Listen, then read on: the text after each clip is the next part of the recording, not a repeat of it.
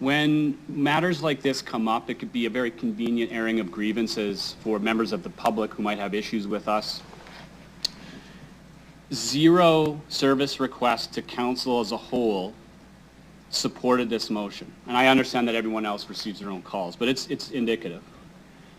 I have heard nothing but condemnation of the motion, nothing but support of Councillor LeBlanc, and I understand there are alternative visions here in the public, and 0 delegates who have come forward to support this motion.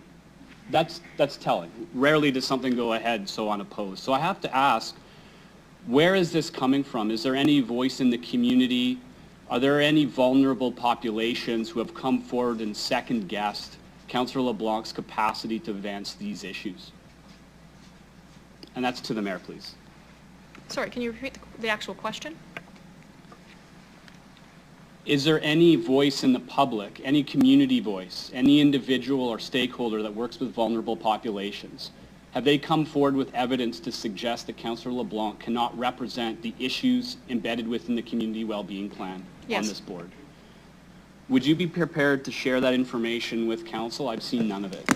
Not even a little bit. And part of the reason, Councillor Stevens, why you didn't see anyone here supporting today is that the actual public feedback, I believe myself and at least several other councillors I've spoken to, is outreach from individuals actually feeling bad for them about what happened at budget time, reaching out, actually feeling horribly bad for our employee, Miss Anderson.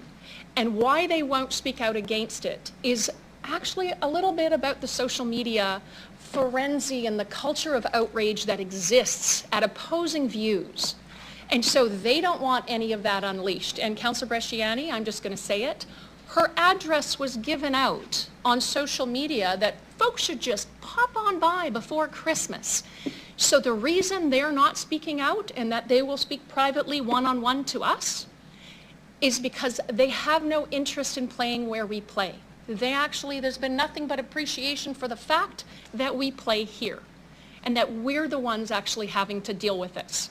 And so when there's Twitter feeds that post that I get shared with about dragging me with shackles around my ankles behind their pickup truck through the streets of Regina, yeah, they're not interested. And peculiarly, the biggest part of that is why a pickup truck?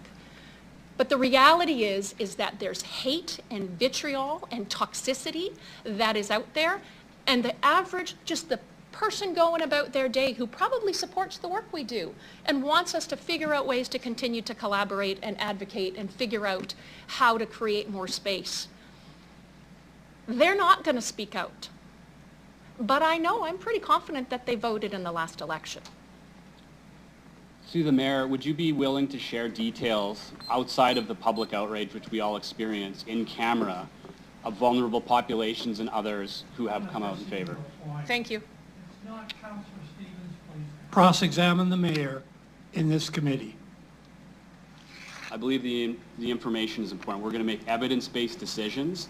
Outrage on social media, which we all experience, is a common occurrence. Councillor Stevens, the answer is no, because I actually have concerns about breaches of confidentiality from council members. So no, because I will not have folks working back channels and ostracizing or attacking individuals who actually think to speak out in opposition to the echo chamber of 300.